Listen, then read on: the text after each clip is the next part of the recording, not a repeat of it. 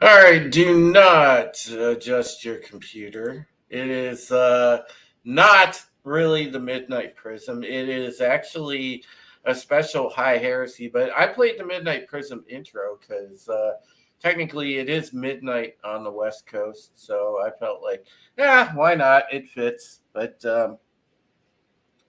we are getting into a little bit of Midnight Prism territory because as I was talking with my esteemed co-host for the evening, Wes Moody of the I always say Wes Moody of the Wes Moody webcast because you are Wes Moody of the Wes Moody webcast, now whatever cast, but R.I.P. but yeah, I love nodding the old school all the time because I mean, this guy and I have come up together, and we really have. Wes and I are, basically a dynamic duo when it comes to getting into every, I think, rabbit hole we possibly can, and we've done that together largely over the past like 2-3 years now. God, it's time has just flown by. Yep. And tonight is no exception because we got a good topic. And Wes actually phoned me and we talked about this because it's quite interesting with some of the stuff that's come out today about JFK. And if you're not familiar, let's go ahead and we'll bring you guys up to speed. This was a clip from Tucker Carlson, actually from his Open today. And let me go ahead and share that. And this gets a little bit, we'll get into it, but this gets a little bit weird. Yes, it does. So here we go. Not long after Jack Ruby shot Lee Harvey Oswald on camera in the basement of Dallas Police Headquarters, a lot of Americans started to have some questions about the Kennedy assassination. It was, you'd have to admit, a pretty extraordinary sequence of events. A lone gunman murders the president of the United States, and then, less than 48 hours later, that lone gunman is himself murdered by another lone gunman. What are the odds of that? It's one thing if you get struck by lightning, rare but possible. But if every member of your family also gets struck by lightning all on different days, you might begin to suspect these are not entirely natural events. But oh, replied the US government, they are. This bizarre chain of killings was all entirely natural. So less than a year after the JFK assassination, the Johnson White House released something called the Warren Commission Report. And the report concluded that while their motives remained unclear, both Lee Oswald and Jack Ruby had acted alone. No one helped them. There was no conspiracy of any kind. Case closed. Time to move on. And many Americans did move on. At the time, they had no idea how shoddy and corrupt the Warren Commission was. It would be nearly 50 years before the CIA admitted under duress that, in fact, it had withheld information from investigators about its relationship with Lee Harvey Oswald. But even then, at the time, before that was known, the government's explanation didn't seem entirely plausible, and some people started asking obvious questions about it. It was at that point, as Americans started to doubt the official story, that the term conspiracy theory entered our lexicon. As Professor Lance DeHaven Smith points out in his book on the subject, the term conspiracy theory did not exist as a phrase in everyday American conversation before 1964. In 1964, the year the Warren Commission issued its report, the New York Times published 5 stories in which conspiracy theory appeared.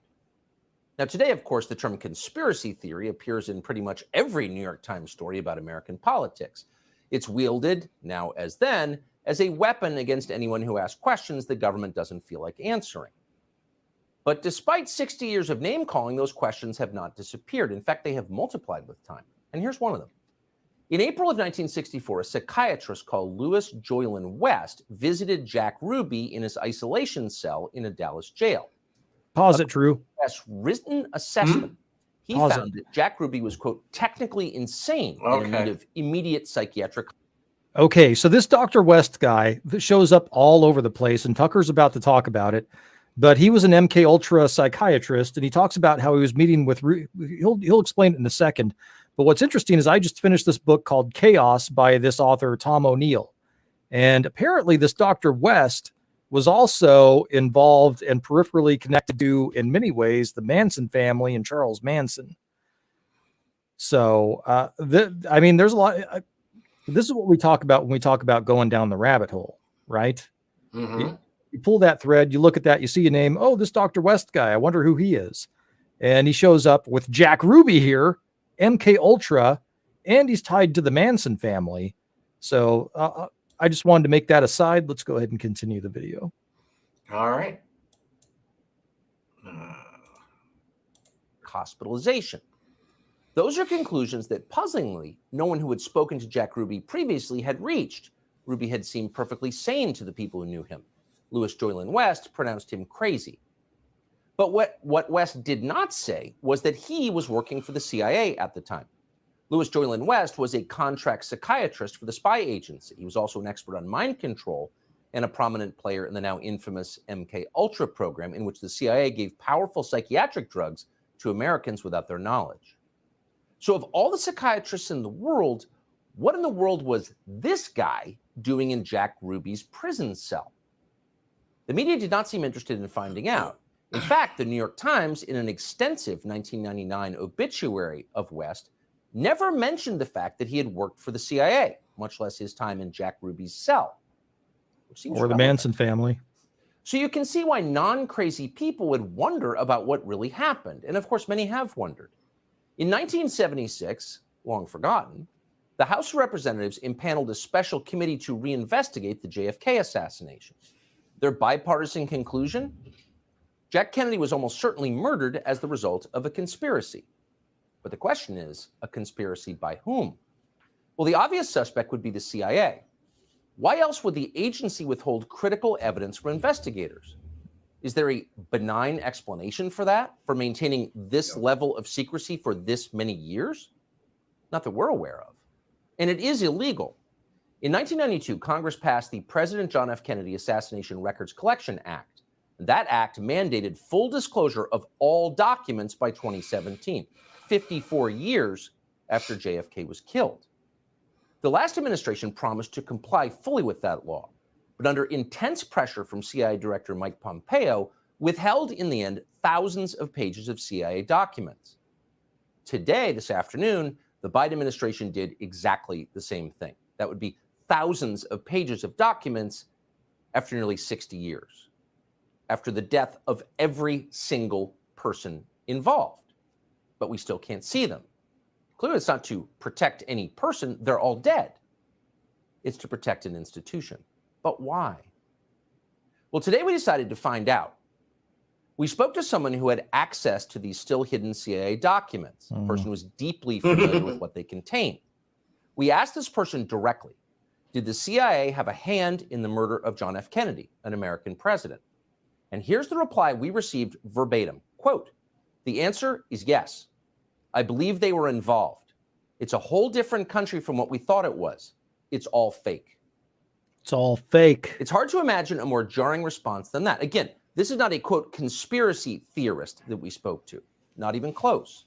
This is someone with direct knowledge of the information that once again is being withheld from the American public. And the answer we received was unequivocal. Yes, the CIA was involved in the assassination of the president. Now, some people will not be surprised to hear that. They suspected it all along. But no matter how you feel about or what you thought about the Kennedy assassination, pause to consider what this means. It means that within the US government, there are forces wholly beyond democratic control. These forces are more powerful than the elected officials that supposedly oversee them. These forces can affect election outcomes.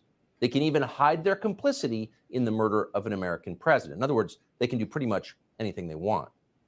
They constitute a government within a government, mocking by their very existence the idea of democracy. As cynical as we have become after 30 years of watching government officials ignore the voters who employ them, we were shocked to learn this. It's not acceptable. Americans have trusted their government less with every passing year since the killing of John F. Kennedy. Maybe this is why. And people have known this for a long time. The people who knew would include every director of the CIA since November of 1963. And that list would include Obama's CIA director, John Brennan, one of the most sinister and dishonest figures in American life. That list would also include, we are sad to say, our friend Mike Pompeo, who ran the CIA in the last administration. Mike Pompeo knew this. He's in on it. We asked Pompeo to join us tonight, and though he rarely turns down a televised interview, he refused to come. We hope he will reconsider. Yeah, so, all right. It's important to know because there's a lot to unpack here. Lot to unpack. But there's one thing that I want to get into. All right. Yeah, and Tim Hayes, you know, how you thought of the Reanimator. I always think of it too. But I want to kind of back up into what I love to call the 10,000 foot view here. And for me, this tells me, you know, and we talked about at length. I always tell you guys on United Resistance. The CIA, the FBI, the NSA, it doesn't matter the three-letter agency. They've been running clandestine operations on American citizens for decades. This is no different. This is, I believe, this is where you saw the deep state in full effect for the very first time.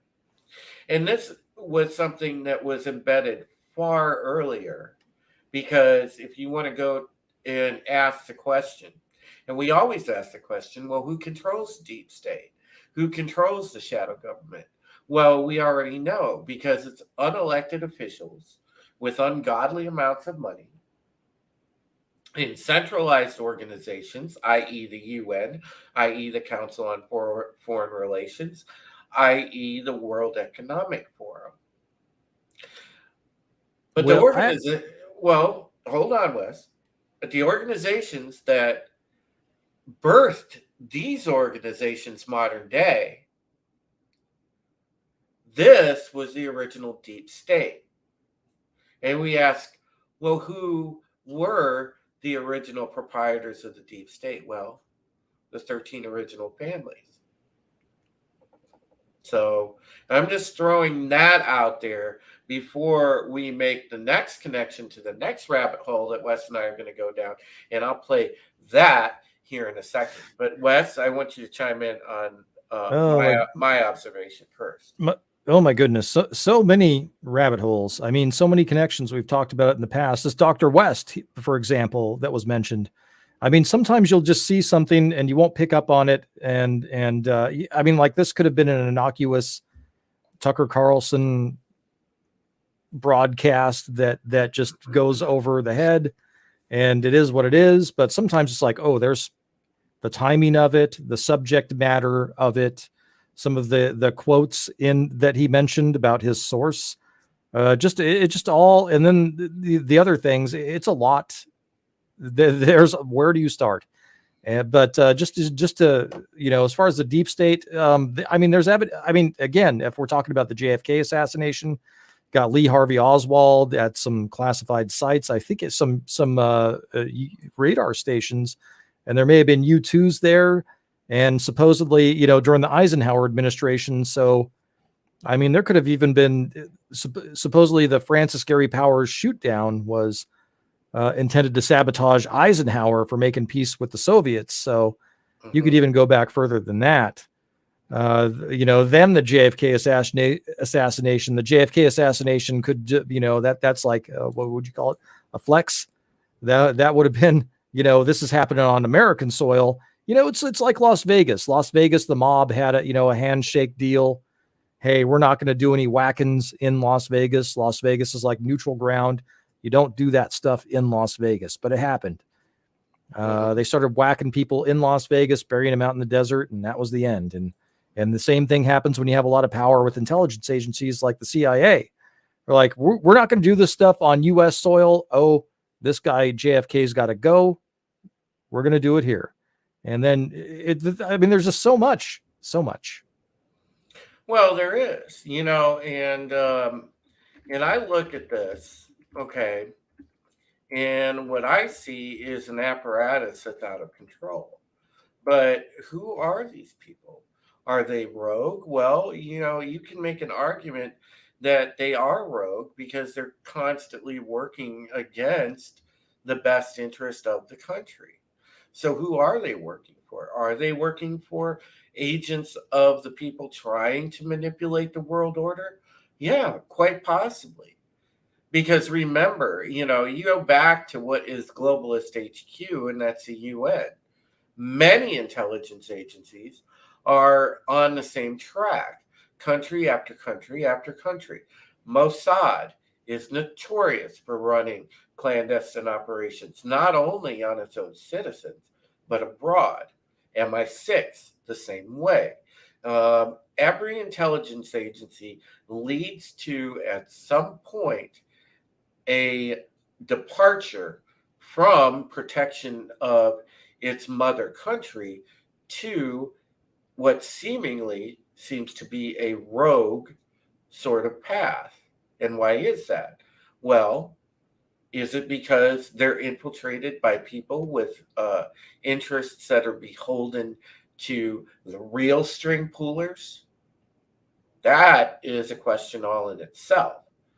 But let me go ahead and put this out here. This is the new Gibson Go that I have. And this is gibsongo.com/Taylor Home Project. If anybody wants to help out with the things that we are doing with the house, because help is desperately needed. And, all manner of assistance, even if it's just sharing it out, is a huge help within itself. And I thank you for that. I'll go ahead and pin this as our pinned message for the channel. And if you guys want to help, you can always help out by getting that link out there, or going ahead and maybe throwing something at it if you can. So, yes, let's get into the second portion of the rabbit hole that we were going to go down. And this is something very interesting that came out today. Many people laughed at it, including yours truly. I had to say, I did get a chuckle out of this, but I laughed at it too. Because it is funny, because I had to say, what are you thinking, dude? Eyes on the prize, man. What are you thinking with this? But let's go ahead and watch this, and try to do it with a straight face, please, because this is relevant in our conversation here. So we'll go ahead and share this. This is another thing from Twitter. And let's go ahead. Okay. All right. Here we go.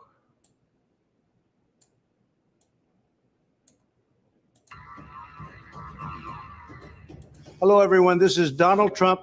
Hopefully your favorite president of all time, better than Lincoln, better than Washington, with an important announcement to make. I'm doing my first official Donald J. Trump NFT collection right here and right now. They're called Trump Digital Trading Cards. These cards feature some of the really incredible artwork pertaining to my life and my career. It's been very exciting. You can collect your Trump digital cards just like a baseball card or other collectibles. Here's one of the best parts. Each card comes with an automatic chance to win amazing prizes like dinner with me. I don't know if that's an amazing prize, but it's what we have. Or golf with you and a group of your friends at one of my beautiful golf courses, and they are beautiful. I'm also doing Zoom calls, a one-on-one meeting, autographing memorabilia, and so much more. We're doing a lot. My official Trump digital trading cards are $99, which doesn't sound like very much for what you're getting. Buy one and you will join a very exclusive community. It's my community, and I think it's something you're going to like, and you're going to like it a lot. They also make perfect gifts. So you can buy them with your credit card or crypto. All you need is an email address. Go to collecttrumpcards.com and buy your Trump digital trading cards right now before they are all gone, and they will be gone. This is my first official Trump trading card NFT collection, and you get a chance to meet me. Go to collecttrumpcards.com right now. And remember, Christmas is coming, and this makes a great Christmas gift. No purchase necessary. Okay, so you and I both got a chuckle out of that. Yes. And then you showed me the Tucker story, and I remembered that there was a lot of hype about the big announcement, right? Mm-hmm. So we watched. Here's some background, folks. Here's the conversation Drew and I had. We're talking about this, and we're like, "Whoa, that was weird. That was a non-announcement." And then he showed me the Tucker thing, and I was like, and the thing that stuck out to me when I watched the Tucker thing was the word "fake." Everything is fake, which sounds like the kind of thing that Trump would say, right? And then we started talking. It's I was all like, "Well, fake." yeah, fake news."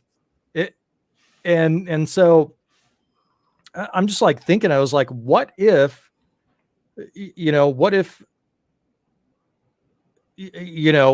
Trump is the source for Tucker's information that he has on the JFK files? Because Trump had to have seen those. And then what if those files are the ones that he supposedly is getting in trouble for? Those are the ones that they were after. He made off with the JFK files. That's what he did.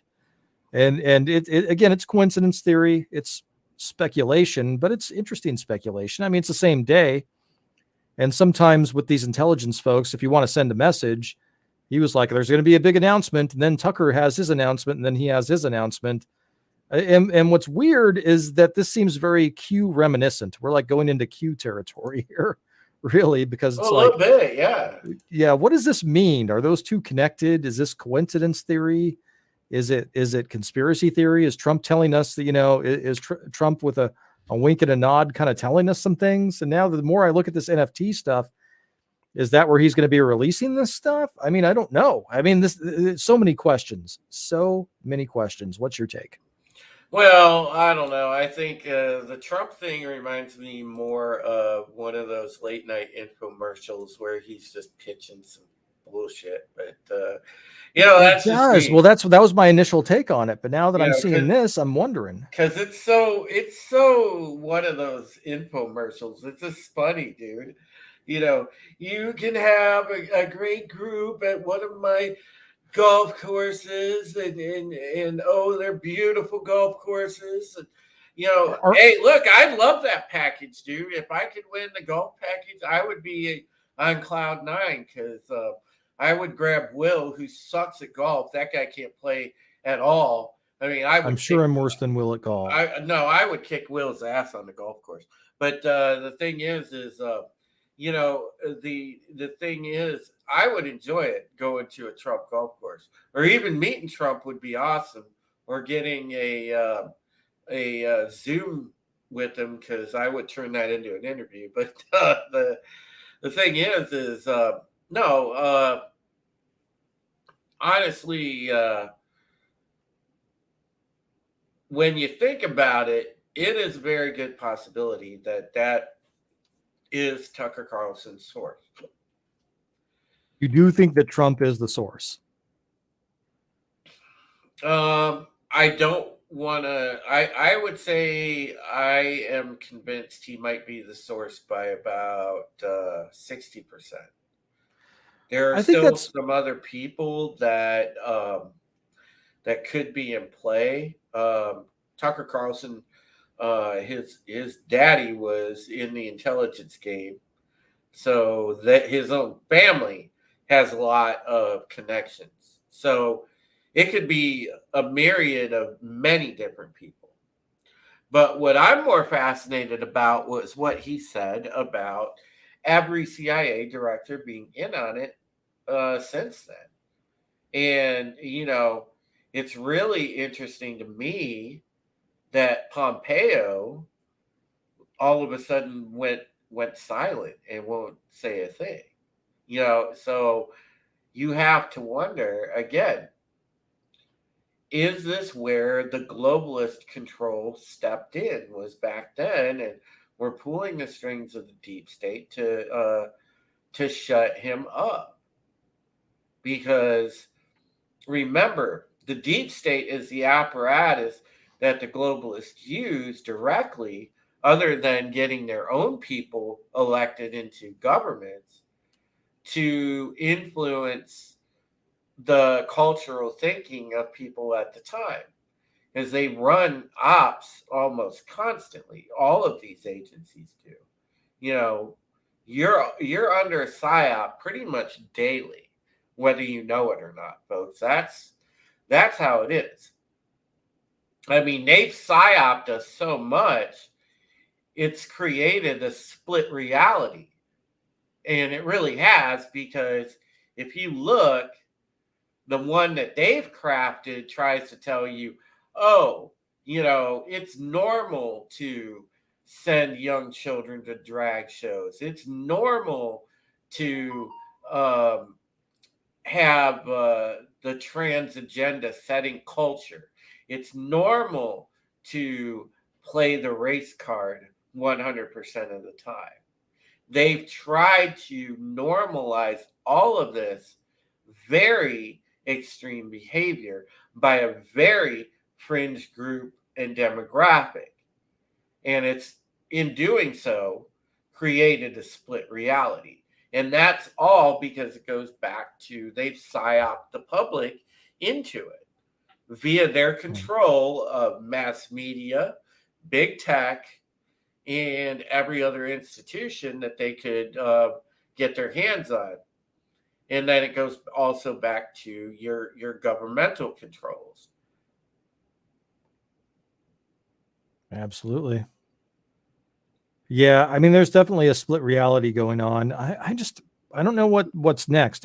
So far, Trump's 2024 run, I feel like he's kind of lost his edge a bit. I don't know how you feel. It's early, so there could be a lot of changes, but so far, I feel like he's lost his edge a little bit. The midterms, I mean, I think you and I know what the reality of the midterms were. There probably should have been a red wave. Carrie Lake probably should have had no problem getting into the governor's mansion. I think her lawsuit, though, is going to gain some traction. So I think she has a good chance of winning her lawsuit there. So I wouldn't count her out entirely. I'm not counting her out, but I'm saying the election results that she is fighting. Yeah. I mean, it's obvious there was some monkey business afoot. I mean, you had that box 3 fiasco, and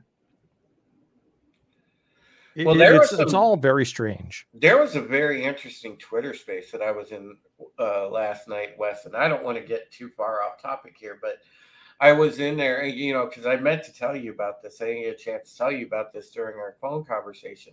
And I wanted to kind of just share it with the folks here in the audience really fast, because last night I was in a Twitter space, folks.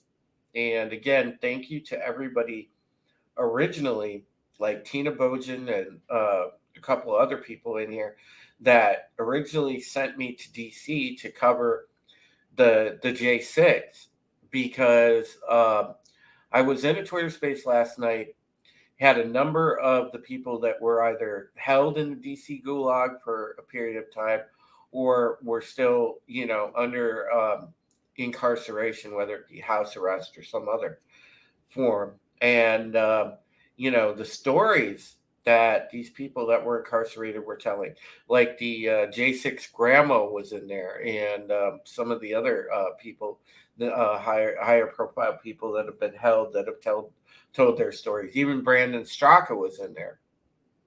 Wow. So it was very interesting.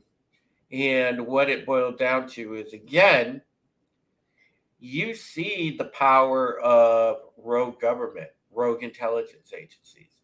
This was completely an operation designed to demonize a large swath of the population and say, that paint anyone who voted against that narrative, or the split reality, if you will, if they rejected that split reality, they were painted as what? Domestic terrorists, extremists, criminals. And again, a lot of this was organized by intelligence agencies working in a sort of dark sense. So, you had intelligence agencies, you had special ops units involved. That is now confirmed. There were some Army spec ops involved in that operation, as well as elements of Antifa and BLM working in concert. I mean, this goes very far. So you want to talk about the great conspiracies in history. We have this one right here, and we're examining the rabbit hole with this. You have Oklahoma City, you have 9/11, you have the J6. So many of these. And where did it begin? Did it begin with Kennedy, or is it even further back? Oh, I think it's further back. I think it's myself. further back. Hail, just another red shirt. Hail, just another red shirt. Yeah, I've got. Here's the thing about going down the rabbit hole, and the more you learn, is you start questioning a lot of stuff. Like I question the McKinley assassination. I question. Holy shit! I question even the election of 1800 with Thomas Jefferson, where he got a tie vote. And at that time, vice president and president were voted separately in the electoral college, and he and Aaron Burr tied. And he was very against having a central bank at that time.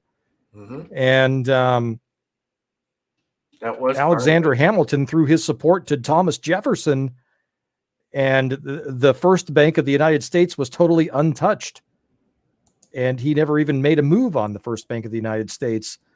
So I've got questions going all the way back to that at this point.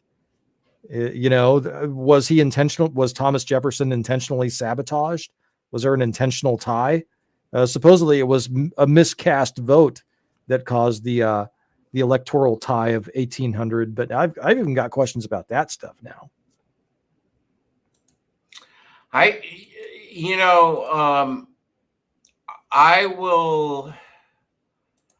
will say this. You may be onto something with that because of the central banking cartel. The central banking cartel was one of the original wings of what would lead to the global elites. Yeah. Because then, of course, you also had the industry families, the industry barons that joined in. So that's where your blueprint for the global elites and the people that wanted world domination started to come out. Then the natural progression was to get involved into the evolving government, and then the of course, the intelligence agencies after those were come up with.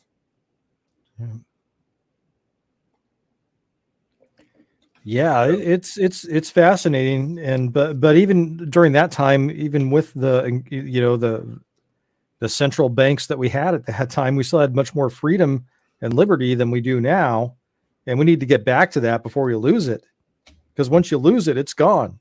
You're not getting it back. Yes, that's exactly true. But that's hi Rita. Hey Rita. Hi Dwayne. Hey Dwayne. Great to see you guys. And hail to Ruben Christopher Haynes. What's up, dude? Hey Ruben. The thing is with the way that all of this, the origins of it is fascinating.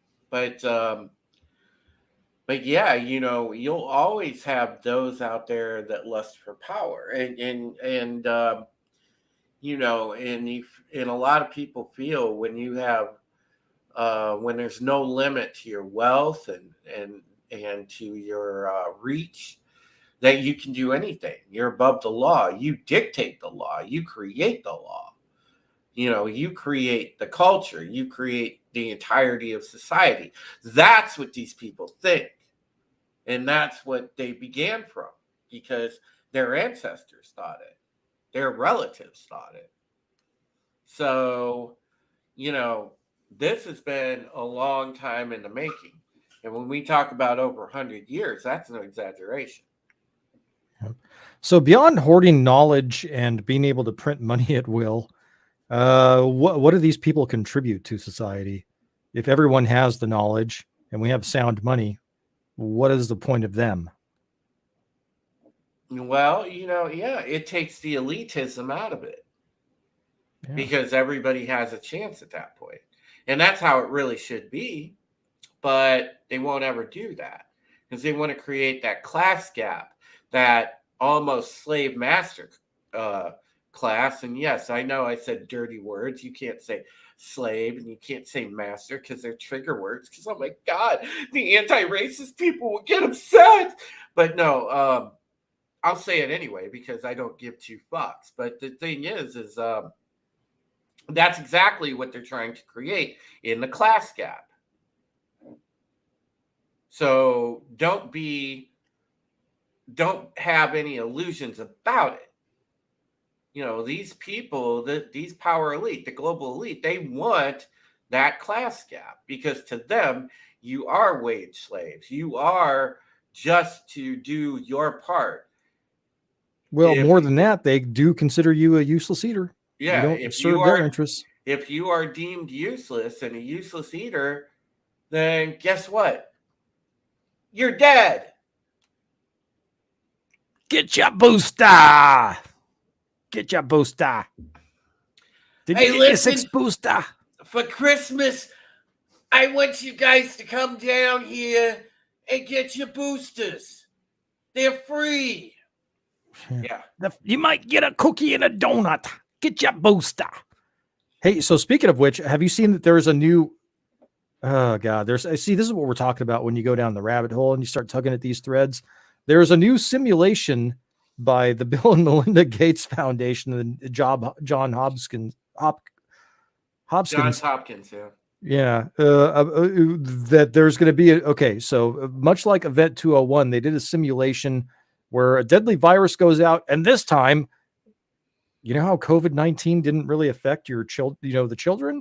Mm-hmm. This one's going to just like drop kids left and right. Apparently, that's the new simulation. So, what do you think about that? Is that a cover for the stabby, or is that we're releasing something new, or is it some combination? Is it a binary weapon? What do you think? No, the whole idea of it. Wait. I guess I should give the third option. It is what it is. It's just a simulation. Sorry. Go ahead. Yeah. The whole idea of it is, population control at any cost. So eventually, if the whole thing fails to where they can't confuse people with gender anymore, and people go back to being normal people with that. If that fails, then we'll find we'll find another way to kill the kids. If we can't convince enough women to have abortions, then we'll just flat out kill the kids. It's sinister, but they're doing every single thing that they can to reduce that population, because again, it's a class gap. It isn't anything else. It's not because the earth is overpopulated. They want the treasures, what they consider the treasures of the world, to themselves and to their own families and to their own bloodlines. And they will kill to do it. And yes, they will. And they don't have any morals. These people don't have any faith. They are godless. They are wicked. They are everything that the Bible says. So, the thing is with these people, that you need to remember is, yeah, they have no regard for human life at all. When you look at what's happening in Canada and what's happening with the maids thing, they basically, have used that to commit legal murder. Yeah. They haven't done it themselves because they said, oh, we just convinced these people when they call on the maids hotline that, they don't need any more life. Well, here's the thing: assisted suicide? Isn't suicide now the leading cause of death in Canada right now? Like what? It is. That's crazy. I can't even imagine that. And the mainstream media will not report it, and they will spin it in such a way that makes it sound like they are doing a service. And hail through the veil. It's good to see you. Merry Christmas, dear. I hope that things are going well, and it's always great to see you. Please, for any of the folks out there that watch, the Midnight Prism, when we usually talk about the paranormal and stuff, I've had Through the Veil on before. She's a good friend of mine. She does a lot with really, she's done some really cool ghost hunts. She's even done some Sasquatchy stuff, which is awesome. Because you guys know what a Sasquatch buff I am, and she's done investigations in that vein as well. So, yeah, she's well versed in that stuff. Ooh, we're gonna have to do some collabing there, Miss Nicole, for sure. Because as Wes and I were talking about before you came in here, we were actually talking about the origin of the deep state and how the CIA is tied into the Kennedy assassination. Because there's a bunch of stuff that came in today. So, yeah, you came into it. Interesting topic. But so what I really want to see, if the files even exist, is I would like to see everything on George H.W. Bush. That's what I want to see. Because, I mean, there's just so much with that dude. I mean, he's off the coast of Cuba. Mm-hmm. He has an oil platform where they were supposedly staging the invasion force. There are these ships. I think the oil platform was named the Houston and the ships were named the Barbara, the ones that actually brought the troops to Cuba. This dude's just hanging out there. And then, his oil interests are all weird. And then he's got ties to Medellin, Colombia, and supposedly some non-performant oil platforms out that way. Yeah. It's just, I'd love to see some more on this guy and his ties. Just we know that the Bushes were thick as thieves with the globalists. They're thick as thieves with the with the Clintons. And it goes back to what Ruben says. We are being manipulated because a lot of this, when you look through these families' history, you don't go by the D or the R next to the name. Okay, you pay attention to the families, how they're tied in, what they're invested in. Always follow the money. And hail to you, Eve on a Stick. It's great to see you this evening. Man, it's awesome to see you here.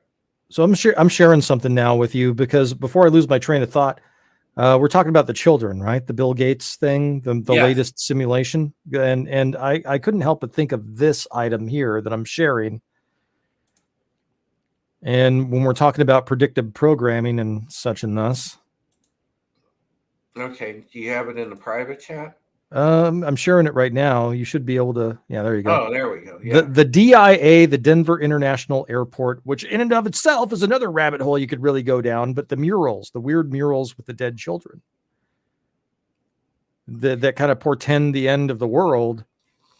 Mm-hmm. Look, you see very sad women holding the dead babies and all this stuff. And, everything that's happening with the Denver International Airport, it allegedly being is made by the New World Airport Commission that doesn't exist, the weird tunnels and all that stuff. It's just bizarre. And so when we're talking about this Bill Gates simulation, I couldn't help but think of this mural, and it's just, you know, how long have these plans been in motion? How long has this stuff been on the shelf?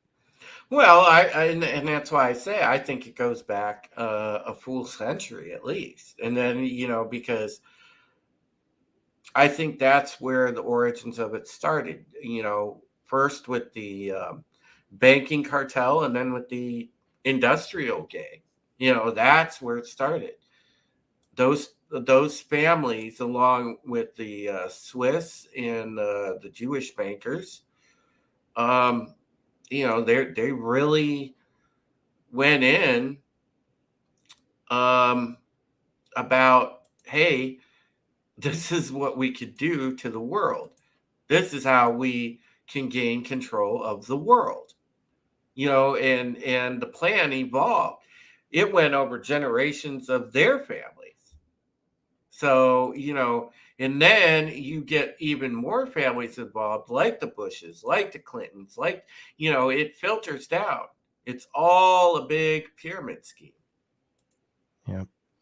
I will say this, that mural is very metal. I actually, it is artistically, I would have that hanging on my wall. It is. It looks like a metal album cover. It really does, but it's just a rainbow in the dark. It's a creepy thing, though, when you break it down. Yes, it is. And that's what I don't like about it, because it depicts perfectly what is happening. And that's why I hope people aren't under any illusion. Like what you see happening at the border, there's a reason that the border's open.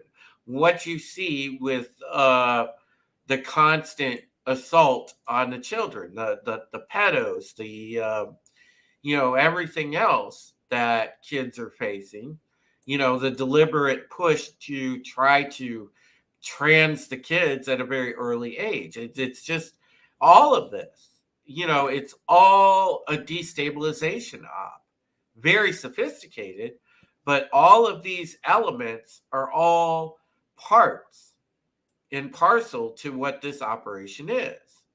So, again, it's very connected, but you have to really see the patterns and understand. And then there you have it.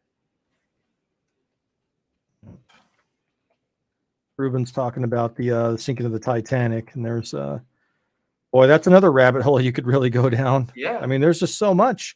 And then you have Alfred Diesel, which is another strange ship voyage. Mm-hmm. Yeah, his engine was never supposed to operate off of petroleum. That was the whole point of the diesel engine. Hail Terminus Est. Welcome, my friend. Yeah, hail Terminus. Great to see you. But it's very interesting where these things come from, and when you really get the gist of discernment, okay, and this is why it's important to understand what's happening in the world today. You have to have discernment. So when you go down these rabbit holes, you can see what are the ops and what are not. Because again, as we know in life, catastrophes can happen. Accidents can happen. Coincidences can happen. But a lot of times they are operations. I think we need to really, when people say, oh, it just happens, we need to start calling those people coincidence theorists. Well, that's what we need to do. There are some things in human history that have happened that are coincidences or are unfortunate accidents or, catastrophes. Those do happen. But the thing is, it's about discernment. Because when you break something down or really look into something and really start to investigate, you can see the fingerprints of an op all over it when you know the signs of an op. Well, and just forensically looking at this stuff, again, like this, just to go back to our first topic, this Dr. West that keeps showing up. I just got done with that book Chaos and talking about the Manson family, and this Dr. West dude, he's tied to, I mean, this is like something out of Batman Begins. This is like, he's like the Scarecrow, this Dr. West. he suddenly Jack Ruby is declared insane after seeing this Dr. West guy from MK Ultra. And he's just making no sense. Jack Ruby's like, they're going to kill all of the rhymes with who. They're going to kill all those people all over again and kill who-ish babies. It's just like he went insane all of a sudden. And this Dr. West is known for drugging people. Then there's this Dr. West has connections to like the Manson family.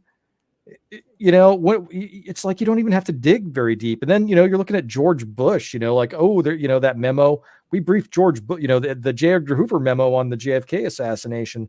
We briefed George Bush of the CIA, right? And George Bush is like, that was the other George Bush. Okay, the senior didn't laugh like that, but you know what I'm saying. But and then they asked the other George Bush, and he's like, I have no idea why I was hired. It's like I was totally unqualified for the position. I wasn't there very long, and I was basically a glorified secretary. And then I moved on to other government work. If anybody was briefing on the JFK assassination, it certainly wouldn't have been me. And it's just like these connections, I mean, you're talking about seeing the ops. It's like you can see the op there. Clearly this other George Bush was hired on to give the real George Bush an alibi. It's crazy. Well, I'm very interested to understand the histories of all of these families. All right, Richard, take care. Thank you for being here. Appreciate you hanging out. I know it's late. Because there are connections, especially between like the Bushes and the Rockefellers and people like that. There's all kind of connections there, in the Rockefellers. And to the Nazis. Yeah, the Nazis. Yep. The Rockefellers are a huge connected family with all of these people. You would think a lot of these would be the Rothschilds, but a lot more of them are the Rockefellers. So, well, supposedly the Rockefellers were working for the Rothschilds, and supposedly, J.P. Morgan was like a British agent and may have been an agent of the Rothschilds. I haven't really done a deep dive on J.P. Morgan yet, but J.P. Morgan, man, I mean, even the stuff that isn't conspiratorial, he was a bad dude. He was, he bought up a lot of assets with his. If you're talking about, using. And bank doesn't produce anything. U.S. Steel, that was Andrew Carnegie, and he ended up with U.S. Steel, J.P. Morgan, and just it's producing steel, that's an asset. Banking, not an asset. You're a money changer if you're a banker. That's what you do.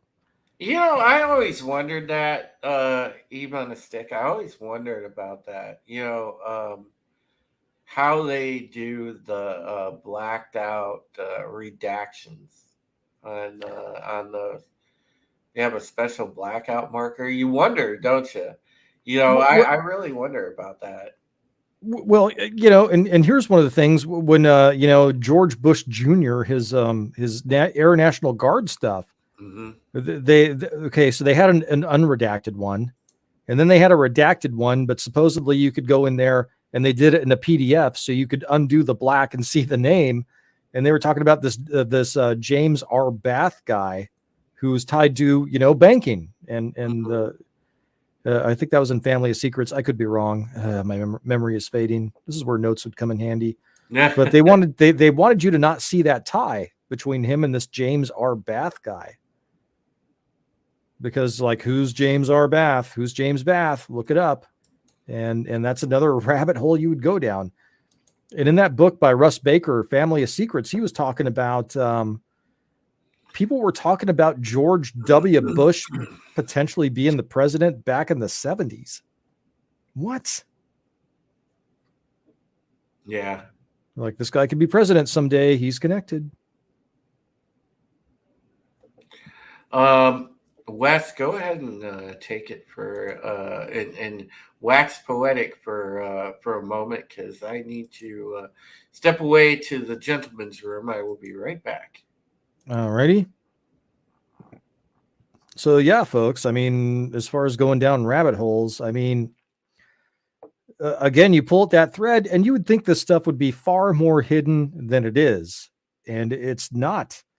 I mean, it doesn't appear in the mainstream media. You're just getting spoon-fed with the mainstream media. But, you know, you look at past intelligence officials, you look at past administration officials, look at people in academia, and some of them are not totally on board with this stuff. The Confessions of an Economic Hitman guy, John Perkins, the stuff that he was talking about, he went through.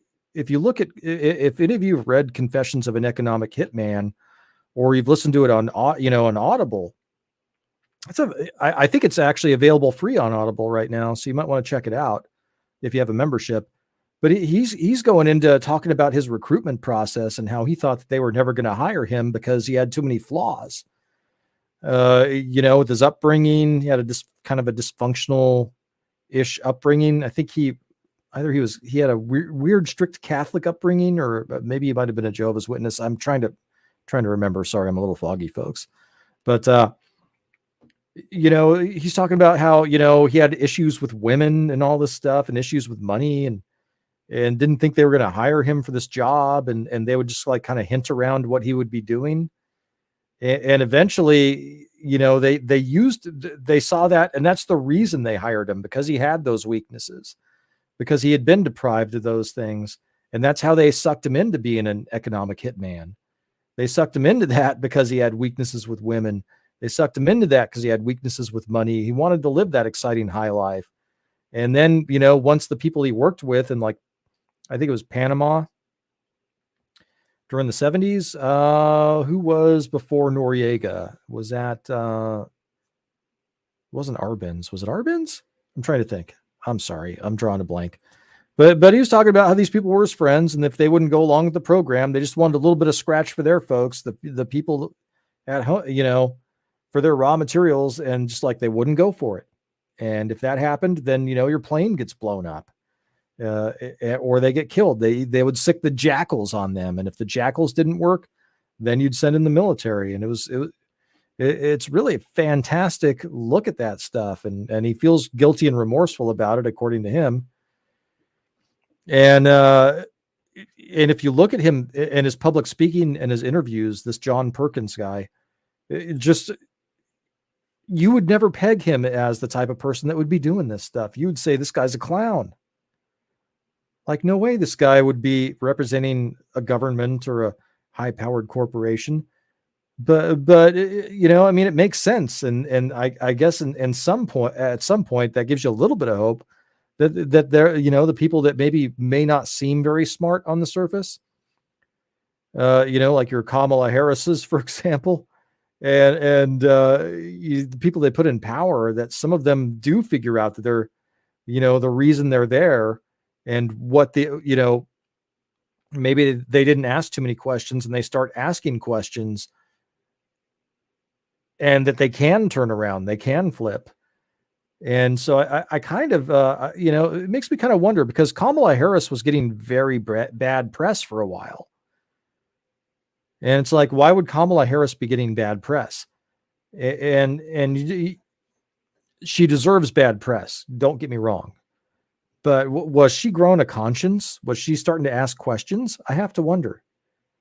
Because you have to think, maybe, on some level, even if she's not very smart, that maybe she knows she doesn't deserve to be there, that she's not qualified for that. She looks at the elections and doesn't think that she knows that election was not on the up and up. Who's that, Wes? Kamala. Oh yeah, well, I think we got some understanding from the Twitter files. And look, the American people are never going to get the whole story. The Twitter files show you a very intricate web of suppression, misinformation, running interference for the government, and it was clearly open. And also intelligence operations being involved, because you had intelligence operatives working, both foreign and domestic, directly with big tech employees, high-level big tech employees. So it's no wonder, which by the same way, there's also a pattern connected here, because Brazilian dissidents, or people that raised question about the Brazil elections on Twitter, were suppressed. They didn't tell you that fact in the Twitter files, but that did happen. And it's the same apparatus. And you have to wonder, okay, how many, not only domestic, here in America, intelligence agencies were involved, but how many foreign intelligence agencies were involved on behalf of their own countries, but working actively against their own citizens' interest? Yeah. Well, we know the major players: Mossad, MI6, the German intelligence agency. I forget what it's called. I want to say GSG-9, but I think it's something else. But I can't remember. There are a number of them. And again, this goes back to the greater who's pulling the strings. And it's directly this globalist influence that you have. Because as Klaus Schwab has told you time and again, it's on the record, we penetrate the cabinets. Well, not only the cabinets, but the intelligence services. They love them some intelligence people, let me tell you. Yep, they love do. That intelligence community. Well, and yeah, I mean, and I'm glad you brought that up. I mean, I'm going to heap praise where it's not good just to condemn and criticize. I will give Elon Musk a lot of praise for what he's doing right now. And, I mean, yeah, I'm going to give him praise. And, this connection between the FBI and releasing the Twitter files. I mean, again, this is part of the rabbit hole, is that it opens up a lot of questions. Some of these people at Twitter, they're like, I'm talking to the FBI. And it's like, I mean, you think these are the good guys? Yo Roth was over the moon. He thought he was playing secret agent. Oh, look, I'm talking to the FBI. I mean, these people... When did the FBI ever become the good guys? Yeah. Well, they work hard to do it in the public consciousness. Look, I mean, they make TV shows about the FBI. Look, it's the gallant FBI agent. Well, the FBI doesn't work like that, because a lot of times they're not working for your interest as a citizen. They're not. You can bet a lot of times they're up to no good. And that is just facts. It's sad facts, because we live, or at least what we were brought up on was to believe we were living in a society where we were protected by a lot of these agencies, that they worked in the interests of the American people. But it's not that at all. They've been running operations on domestically on us, surveilling us, And yes, you can make the argument, because it is a huge conspiracy rabbit hole within itself, about 9/11. But what came out of 9/11, which is the Patriot Act, was one of the most sinister things to ever be passed, because it essentially gave them unlimited power to surveil U.S. citizens. And they can absolutely circumvent your constitutional rights. Yeah. And that is I think one of the biggest high crimes in history. They found a way to circumvent your constitutional rights as a citizen.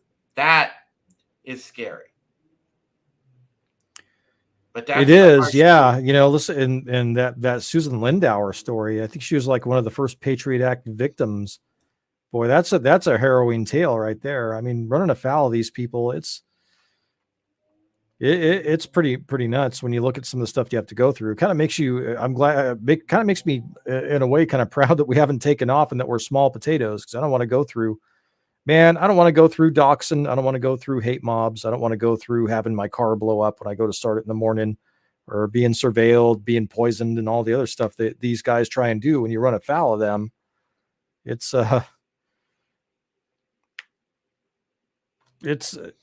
you know, a really hard life to be on the other side of these guys. They really, they have a lot of arrows in their quiver. Man, Eve on a Stick. I don't know if this is the first time that you've been in my chat or watched my content, but thank you for being here, because you're on fire, girl. And you know what time it is. I appreciate you so much, because you know your stuff. And thank you for being here. I hope you subscribe to the channel, because yeah, this is the content that I normally do. This is my bread and butter. But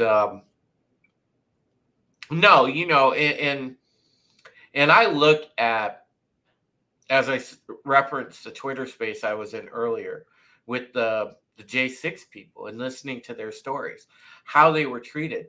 You have people in this DC gulag that are being treated worse than terrorists, okay? And they're getting sentences that are not commensurate with things like trespassing, or loitering, or being on public property, whatever. They are getting ridiculously skewed sentences to make an example. And again, this is all. Well, and let's not forget they didn't have the right to a speedy trial in many cases. Like, what the fuck? Yes, and they were set up, and you guys know, those of you that know, that helped me get there and helped me cover it. And somehow, by the way, my live stream is still up on this channel from J6. So you could go back through, and it says, live from DC Patriot March. See, I was smart in a way, so I think my lucky stars, in the sense that I'm kind of lazy. I didn't hashtag it with anything, and I lucked out because I didn't hashtag it. So YouTube didn't flag and pull it down like they pulled down all the J6 content. So that's still there. And you can clearly see when I'm doing the stream, as choppy as it is, because I don't know if you know this, folks, but they have on Constitution Avenue, and anything within range of the Capitol, there's always active jamming going on. They are jamming signals. So any live streaming you do, any video, is usually choppy, with that, because they throttle the internet severely down there to basically make it almost impossible. So my stream is choppy and it's all over the place because I was on mobile data as is.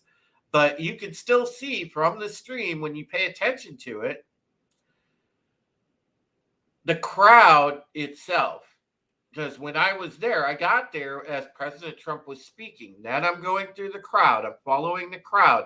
I get down to about 3 blocks from the Capitol. I'm posted up there, and that's where I did the majority of the rest of the stream. But you can see by the crowd, as I'm showing you, okay, the crowd is 100% peaceful, and it doesn't turn on a dime without A, agitation, and B, without coercion. So you can clearly see how it was before it turned on a dime. And Shay 420 over on the Twitch side says, do you have a Discord? I have something you want to see. No, but I can drop my email in the chat, and you could be feel free to Gmail me and send it over. And I'll drop my email in the chat right now. Go ahead, Wes. Yeah, I'm glad you were there at January 6th, man. That was really cool that you could do that. And you know, so Ray Epps, right? Mm-hmm. We still don't really officially know who Ray Epps is, and it's weird that he's being defended when, and I'm talking by everybody, Democrats, Mm-hmm. and you know, the FBI people claim not to know him, and they're like, "No, leave Ray Epps alone. Leave Ray Epps alone." You know, you would think, because you have him on camera at several different places saying we need to go into the cap. I mean, this guy has Fed written all over him, and the people there are even like, Fed. No, don't go in. Well, the thing is, you know, he was working with John Sullivan. John Sullivan still hasn't been prosecuted. He has, to a degree, been robbed of his ability to that money was cut off from him. Those funds that he got from the nonprofits and things like that, they took that back from him, thankfully. But Sullivan was another one, and you know, you have to. This requires discernment.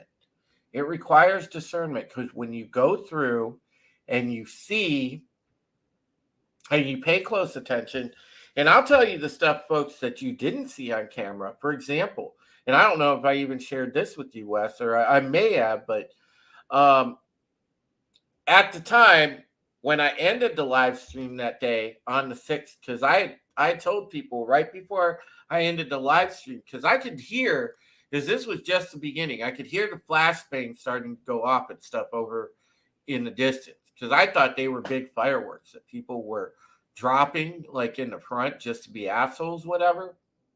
And it turns out those were the flashbangs and stuff. So I end my live stream, and I was heading back to the hotel because I was planning on getting something to eat, get a late lunch, and then I was going to come back and get more footage. So what was happening is I was making my way to the metro.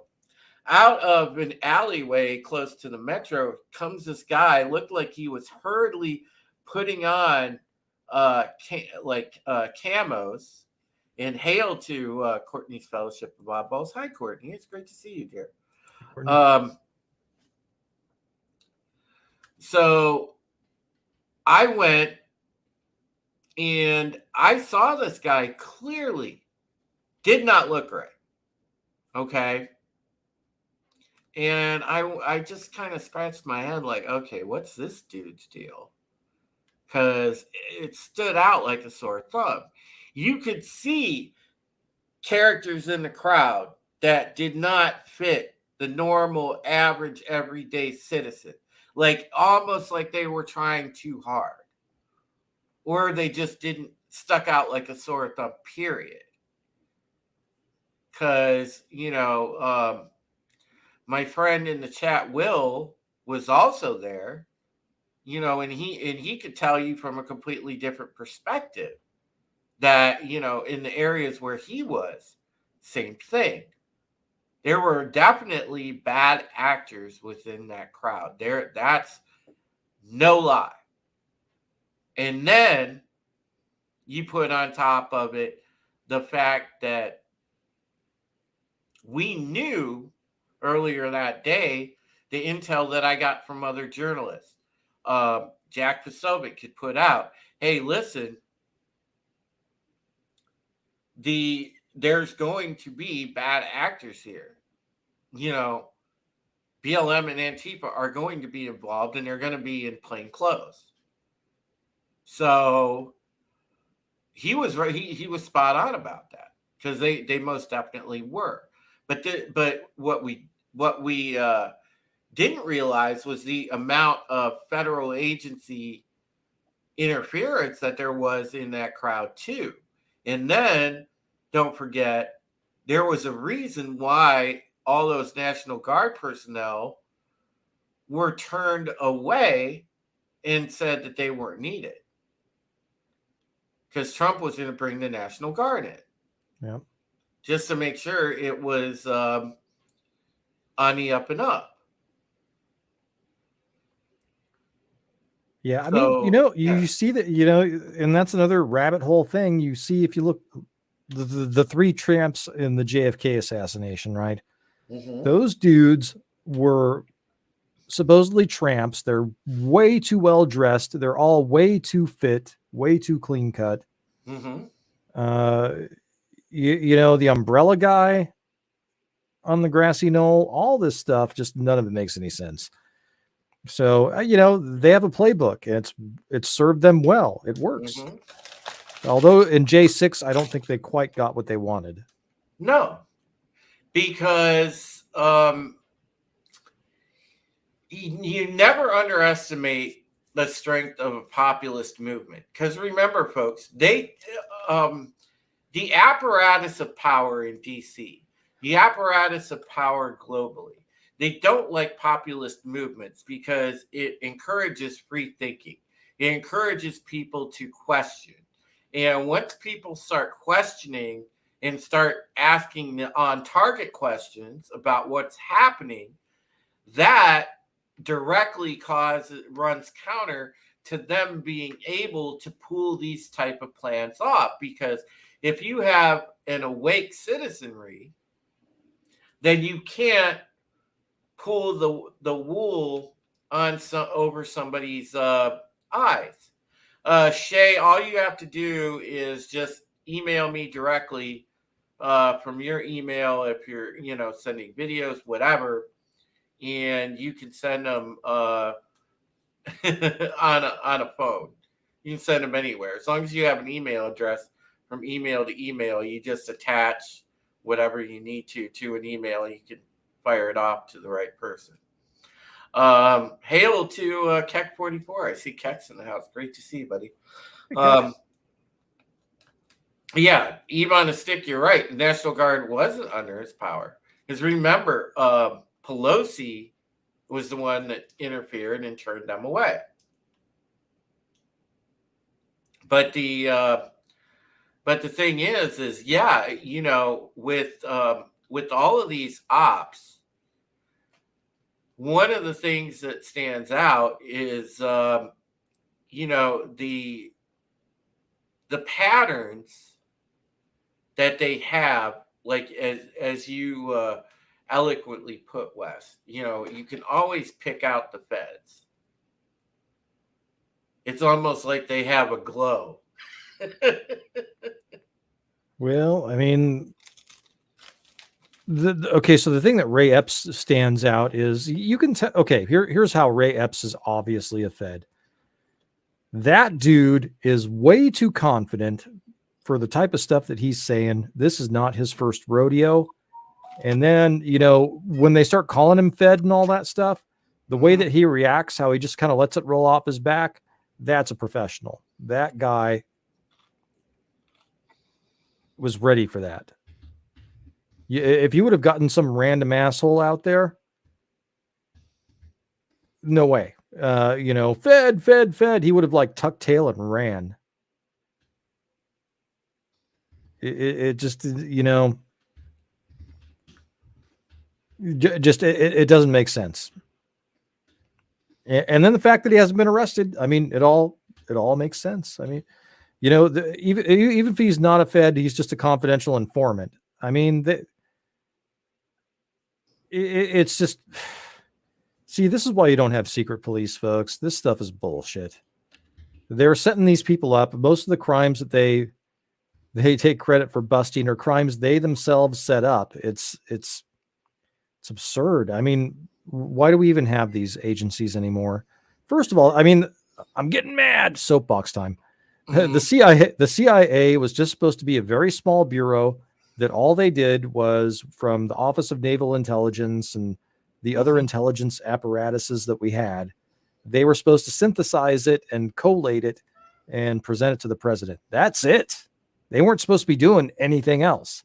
And look at what they've turned into. They've turned into basically the shadow government. I mean, that's what they are. Yeah, they're definitely controlling apparatus, because the thing is and I was just making the point to Eve in the chat. All right, if you look at the way that these psyops are executed on the population routinely, you look at the educational institutions and everything else. Well, see, the millennials are split, Eve. Okay, the later millennials that usually skew on the end, that came like right in the beginning of what is considered your generation. They skew more towards Gen X. They're similar to the Gen Xers. Now, a lot of the Gen Xers, which is my generation, people are skeptical always, because we were the ones back in the 80s as we were growing up that were the rebellious fuck authority people, and we didn't trust authority figures, period.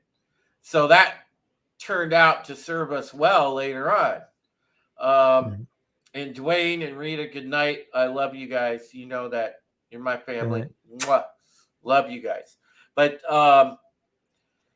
the thing is with that, okay, if you look in the educational system, they really went after the back half of the millennials, and they really got their hooks in Gen Z. So it was bad. We lost easily to arguably 2 generations, and definitely Gen Z, because they got into their heads, because they purposely stopped teaching a lot of things that were productive to people, encouraging people to do trade schools as an alternative, or get involved in skilled jobs. They discouraged. They stopped teaching civics. They stopped teaching government. They stopped teaching, even geography. Okay, and things of that nature. So all of this is a manipulation, and it is a very sinister portion of the of what's happening.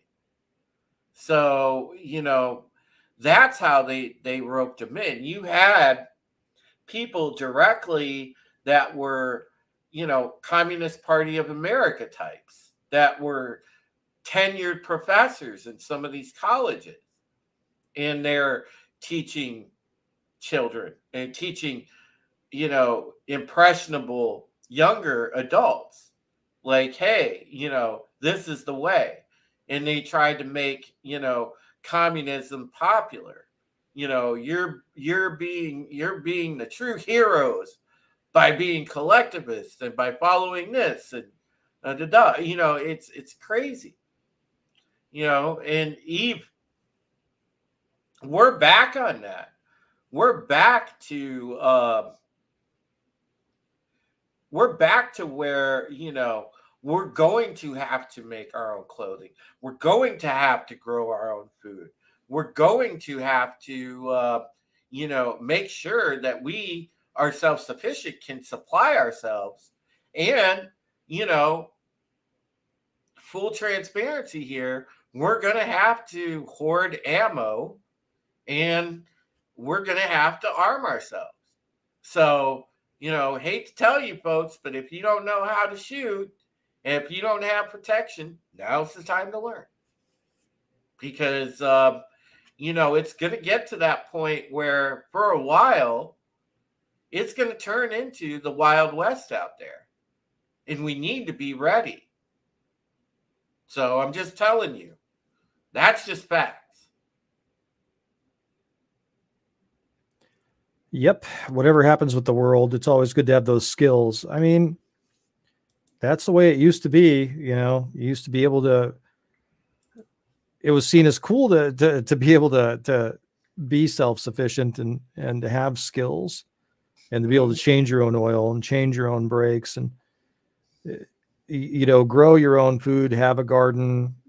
I'll tell you, man, tomatoes out of a garden, like I hated tomatoes, but if you get me a tomato out of a garden, it's like a totally different experience. They're good out of a garden. I can't even stand store-bought tomatoes. You know, I guess kind of the same thing is true of olives too.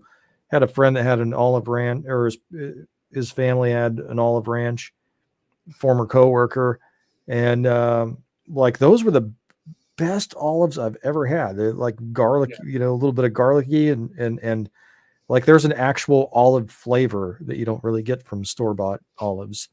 Okay, And so the email that Shay sent me, because I just checked it on my phone, and thanks, Shay.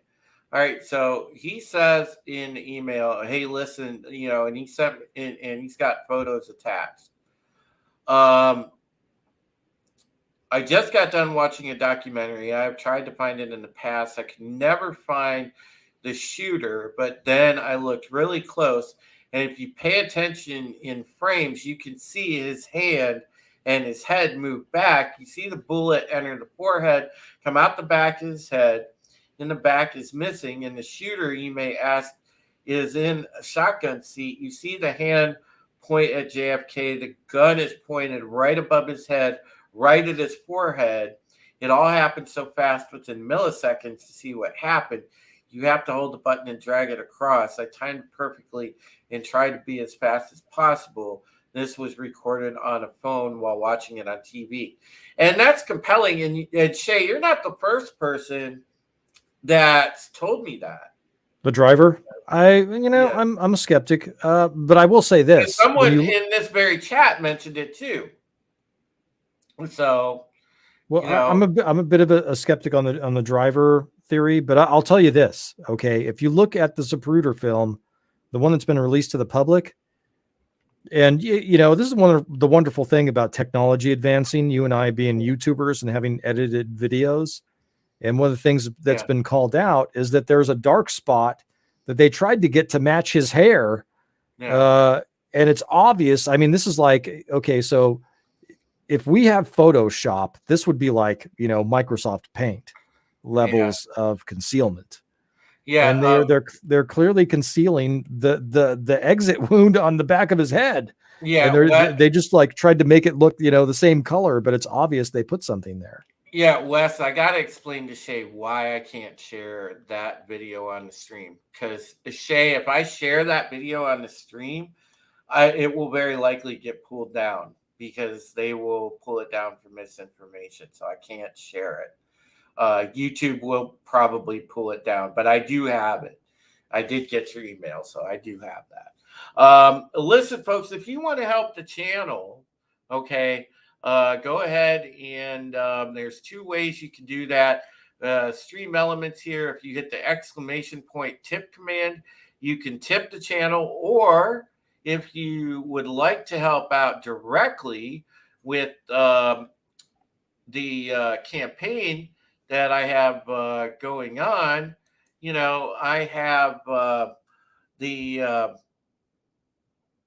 currently have a Give Send Go going because I am working on selling my late parents' home, and I've run into a bit of a cost overrun, and I'm trying to get the materials and some things together so that I can get the things done my realtor wants finished so that the home can get on the market. So here is the link to the Give Send Go.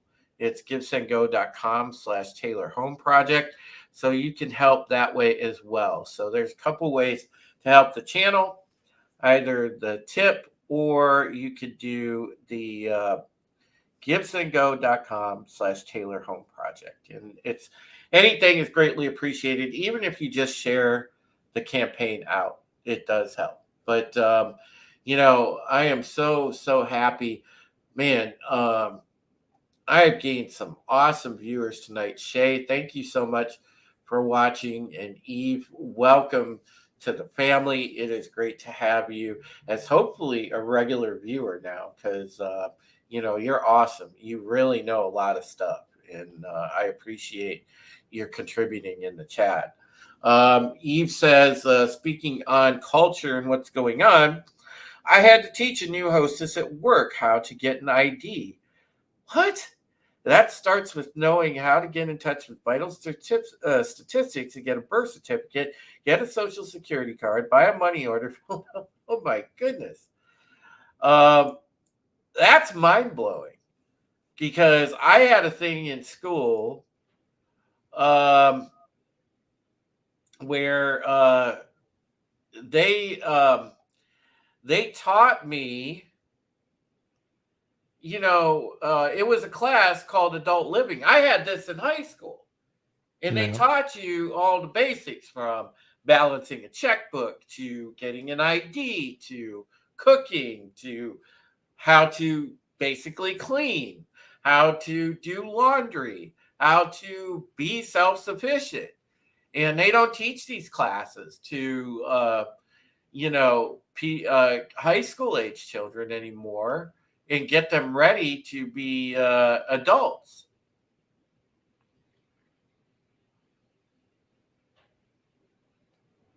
Just send it to me, Shay. I can forward it along to Wes. That's fine. Yeah. Yeah. We'll get it. But yeah, the thing is man, they used to teach that. And want to thank Eve on a Stick for the $5 super chat here. She says, be who you are and say what you feel, because those who matter don't mind, and those who mind don't matter. And that's a quote from Theodore Geisel. Thank you so much. Eve says, my mom did all that. Yeah, and thankfully parents were hands-on. But see, we also had home ec. A lot of kids back in our day, for the Gen Xers and some of the early gen, the first half gen millennials had home ec in high school. So, so they knew. And she said, "Oh, that's what Dr." Well, that was one of the things they had cut while I was in high school. Mm-hmm. Yeah. Kai is in the chat. Hail, Kai. Yeah. Thanks, Eve. Eve says that that is better known as Dr. Seuss, Theodore Geisel. Yeah. Awesome. He's a cool dude. Great to see you, Kai. That class didn't exist when I was in high school. A lot of friends and I would say, why didn't they teach us this in high school the first couple of years out? Yeah. We all wanted to be out on our own. Learning skills for being on your own would have been ideal. People actually wanted a class like that. Yeah. And, that was the thing. But it's purposeful, because we talk about the purposeful dumbing down of society, of humanity. They don't want newer generations to understand, or younger people to understand, because they're not easily controllable if you give them too much knowledge. So that's why they purposely withhold knowledge, which in its very nature is terrible. You have students thirsty for knowledge, and you're sitting there doing them a disservice in order to serve the bullshit narrative, serve the real just dark agenda. It's terrible. Technically, Eve, you're not wrong. He kind of was, in a way, the first rapper. Dr. Seuss. He's great at making rhymes. Tell you that. Yeah, that dude was a beast rhymer, man. He was. We all know Mr. Bean is a superior MI6 agent. To heal him, Mr. Bean ain't got shit on Get Smart, bro. Even though Get Smart wasn't MI6, but man, he didn't love Don Adams. Yeah, Get Smart. Inspector Gadget was cool. I liked him. Well, yeah, never forget Inspector Gadget. That actually was a thing early on that inspired dirty jokes in my mind. The ever present go gadget penis. Stuff like that. Those jokes just populated in my head, dude. That was great. I think they did for every kid. Yeah, and the thing, and the other thing too. Okay, with Don Adams, don't forget. What was that cartoon, Wes? That he was on, and he played a character that was called Tennessee Tuxedo. And he had a sidekick named Chumley. He said, "Now Chumley," and Chumley was, I think, like a dog. Tennessee Tuxedo was a penguin. And I'll never forget watching that, because Tennessee Tuxedo was an awesome cartoon, under the radar classic, if you will. It was one of those that was, you would watch it and you'd be like, oh, that's Don Adams, because he'd be like, Chumley, now watch me go into space with the aid of my own rocket. Stuff like that. But yeah, it was great, man. I miss that. Eve says, I was Mistress Inspector Gadget a couple Halloweens. Oh, damn, girl. I can only imagine. That was probably a killer cosplay. That's awesome. If you have cosplay stuff, man, send me some of it, man. That's cool. I like cosplays. Kai says, go gadget strap on. Nice. Yeah. Shay 420 on the Twitch side says, I'd love to hear Wes's opinion about that video when you guys get the chance. Wes has actually seen that video that you referenced. When I read the email, he knew exactly what I was talking about. Yeah. So yeah, I think as far as the driver's concerned, his stepping on the brakes was the dumb thing he did. Mm-hmm. That dude needed to hit the gas. Everybody's dropping the Inspector Gadget dirty jokes now. Eve says, go Gadget cock ring. Go Gadget butt plug. Blah, blah. Thank you, Kai. Thank you, Eve. Although I did get that ball rolling. That's my bad. But no, the thing. Lubricant. Oh, God. Jesus, Kai. Oh, you fucker. But no, the thing is with that video, I wondered about the driver, but I still think that there was another shooter on the opposite end. Well, they had the windshield replaced, mm-hmm. and supposedly where the chrome trim met the window frame, and the window that was hit, and that needed repair. So I think the driver, God, I can't remember his name. I should know it. I think the driver just turned around to see what was going on. Yeah. Oh man, even Kai are on a roll. Go Gadget lubricant, and she said it's your fault. Go Gadget ball gag. Go Gadget nipple clamps. Oh man. Shay says you can see the actual gun itself if you pay close attention. Look at the face of the middle person. I'll take another look at it. I mean, I'm not going to rule anything in or out. I mean, it looks like after Big Mike swinging his thing there in plain sight, I could believe anything at this point. You notice the great lengths. This is funny, Drew. You notice the great lengths they're going to cover her crotch now. Man, they've got like footers that are okay, like this high on the screen, right, to block it out so you can't see her lower half.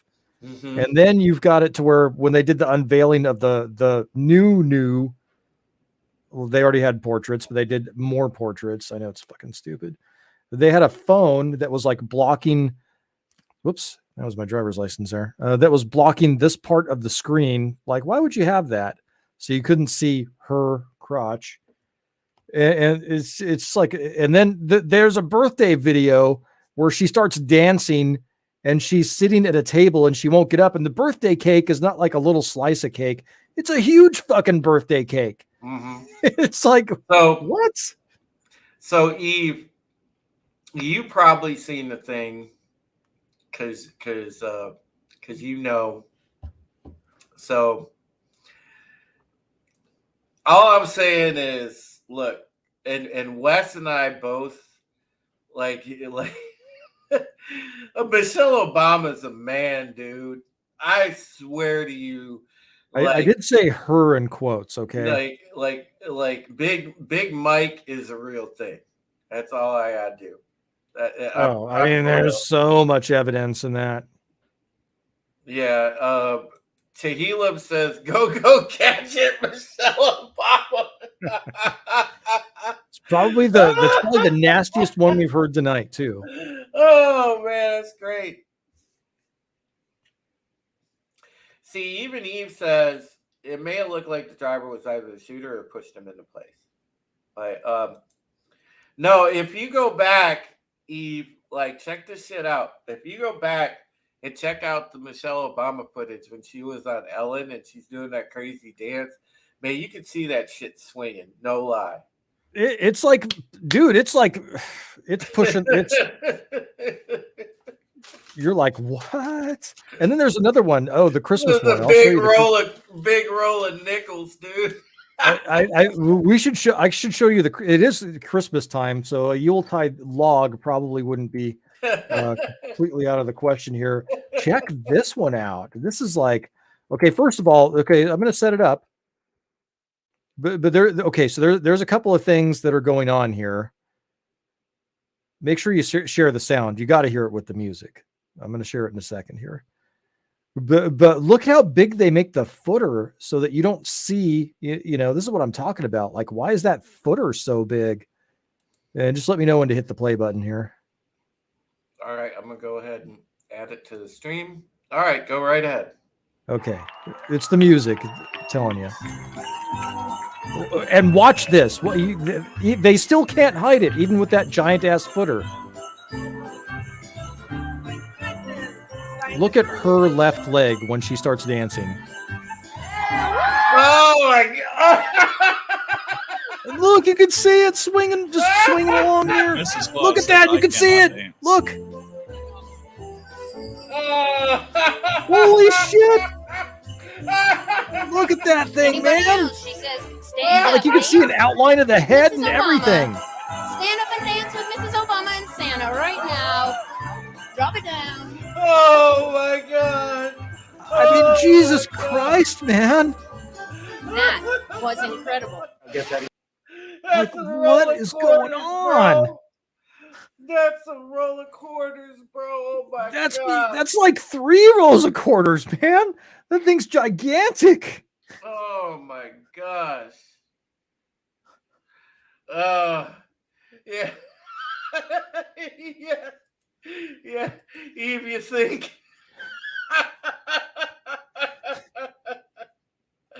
Oh, I'm gonna post a link in the chat here so that you guys can share it around. Oh my goodness. My goodness. I mean, so you see what I'm saying? Like that's what they have to hide it, and the lengths they're going to try and hide it. They even tried to do it with that big ass scooter, and they still couldn't do it. Jesus Christ! Oh, that's funny. Okay. Yep. Here. Oh my God. See, this is the biggest conspiracy of our time, guys. It ain't JFK, man. It's Big Mike. Yeah, big in more ways than one. Oh man.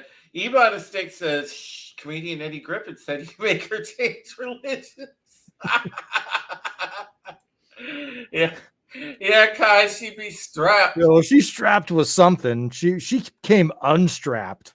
That's the problem. Oh man. Oh, that's some funny shit. Wow.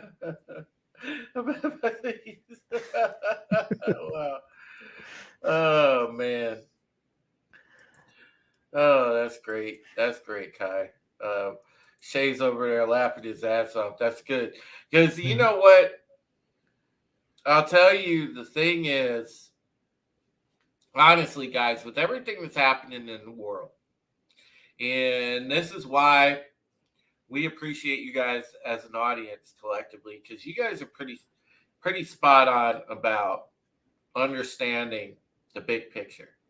But we do gotta laugh, because if we lose our sense of humor, we lose our ability to escape a little bit and everything, and it becomes like, you just walk around like waiting for the asteroid.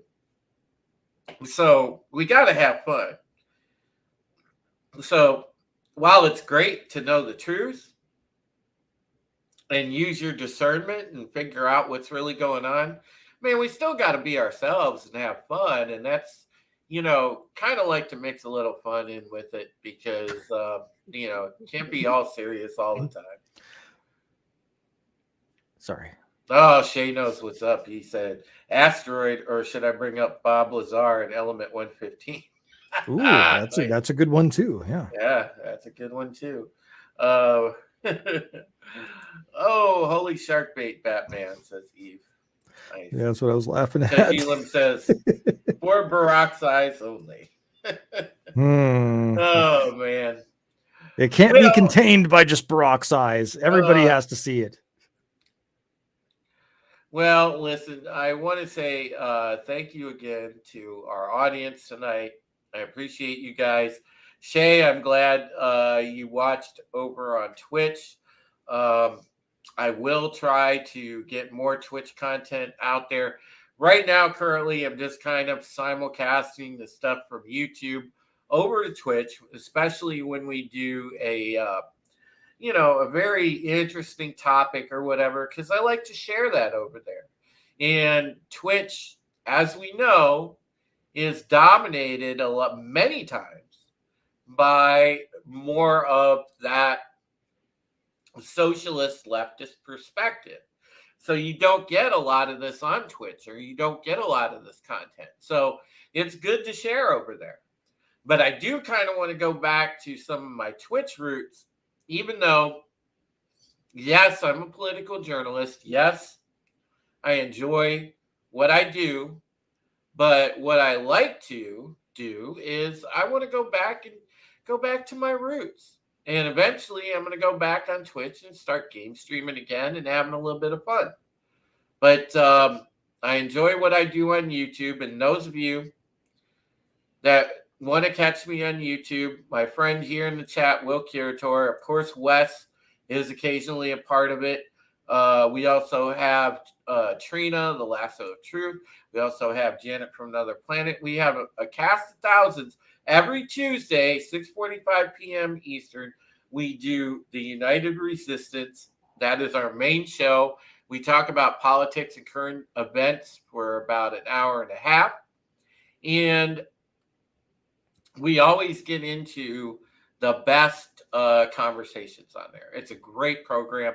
We've had a lot of great guests in the past. We've had everybody from J.R. Majeski to Wes and I interviewing Laura Logan on that program, to having, we've had Eric Matheny on.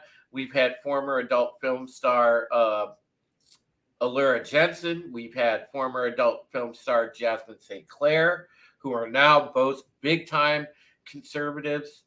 And yeah, you know, we've had a cast of thousands on that program, and that is our #1 show. And I also on Sundays do a show about the paranormal called The Midnight Prism, and you can catch that Sunday nights, usually at midnight. So it's technically Sunday going into Monday at midnight. So you can check those shows out on my YouTube channel, and that's youtube.com/Supreme Heretic. Also, my Twitch channel is twitch.tv/Supreme Heretic. And I'll go over to Wes and let him tell you what he has going on. Well, I just got over one of my fraudulent strikes that I had from YouTube. So what I talk about is current events, pop culture, occasionally car talk, and I will vlog about whatever the heck I want to, because it is my YouTube channel. I also have other channels, a gaming channel that if you go to whatevercast, youtube.com/whatevercastofficial, it'll be under the channels section. And then I have the conspiracy channel, which is where we dive into conspiracy theories. And you can check that one out as well. So youtube.com/whatevercastofficial. Hope to see you there. See ya. Yep. And remember, Wes is on the West Coast time. I'm on the East Coast time. And, you know, so you catch his content. He goes live at some different hours than I do, but he usually serves more of the late night crowd, and that's that. Shay, I normally start my programs at 6:45 p.m. Eastern, and that is on Tuesday. And of course, my later program is on Sundays at midnight. So midnight Eastern. So West Coast time, that's 9 p.m. Central time, that is 11 p.m. But yeah, make sure you catch Wes's content too. He has an awesome channel. Whatever Cast is a cool channel. Just look up Whatever Cast on YouTube. Subscribe to Wes. We're going to continue to try to get big guests. I know that I put in an interview request with Tulsi Gabbard's people. We're going to effort to get Tulsi Gabbard on the channel. I also have a request out to Mike Pompeo. We're going to try to get him on at some point. You know, so I'm shooting for bigger guests in 2023. I'm going to try to get as many of the really plugged in people that I can get on the show. So because I believe in bringing you guys really good conversations. And unlike the mainstream media, I'm not afraid to ask these folks real questions. You know, I'll ask them flat out. Like if I ever get Tulsi Gabbard on, I know you guys wonder, I will actually ask her the question, are you involved or have been in the past with the World Economic Forum? I'll just put it right out there. I have no problem. So, can you post this both in the description? Yeah, I'll make sure that I do, Eve. I'll post that in the description, and you know, actually, I will send you. I don't know. No, you can't send messages on YouTube. That's what sucks. But I will go ahead and I will put it in the description. And thank you again for, you know, subbing to the channel and everything. And yeah, I'll get you those links. I'll make sure I put them in the description. Oh. So, all right. Thanks, everybody. It was a great stream. I appreciate you, Kai. Love you, buddy. Tehillim, take care of yourself. Shay, take care of yourself. Have a great night. Will, have a great night. And of course, we had Sean East up in here.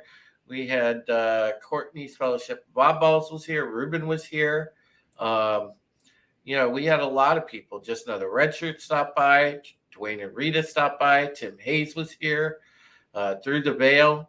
Make sure you check out Through the Veil's content. She's awesome. If you like ghost hunting. Tim Hayes was here, and it's great to see Tim. And yeah, we had a very nice turnout this evening.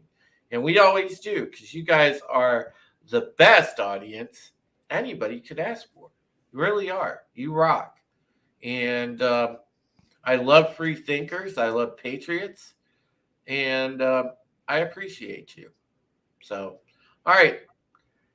Have a good night, folks. And we will catch you on the flip for sure. So take care.